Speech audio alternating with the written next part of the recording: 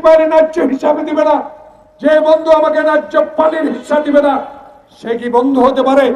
কোনোদিনও বন্ধু হতে পারে না।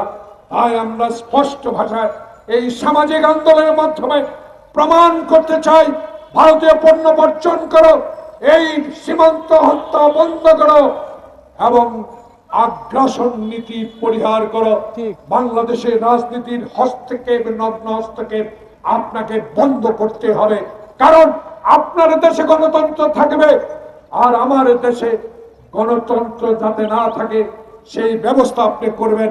বাংলার মানুষ তাহা কোনোদিনও গ্রহণ করতে পারে না, গ্রহণ করবে না।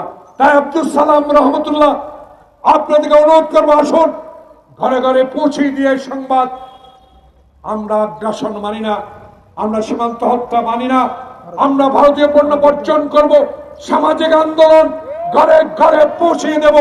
তাই আজকে ওবায়দুল কাদের সাহেব, লজ্জা হয় না আপনাদের?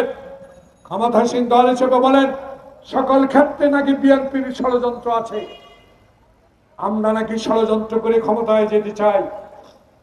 প্রিয় বন্ধুগণ, ক্ষমতায় ষড়যন্ত্র করে আপনারাই গিয়েছেন, 111 সৃষ্টি করেছেন আপনারা,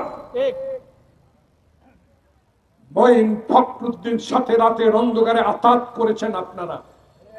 আমরা ষড়যন্ত্র বিশ্বাস করি না, আমার নেত্রী খালেদা জিয়া ষড়যন্ত্র বিশ্বাস করে না, আমার নেতা তারেক রহমান ক্ষমতা যেতে চায় এক মাথা এক ভোটে, ষড়যন্ত্র করে না।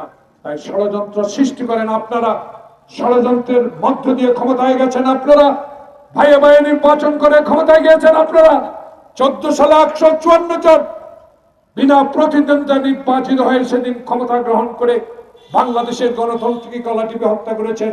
তার ইতিহাস আপনাদের নেতা 1 মিনিটে সংসদে গণতন্ত্র হত্যা করেছে, সকল সংবাদপত্র বন্ধ করে দিয়েছে।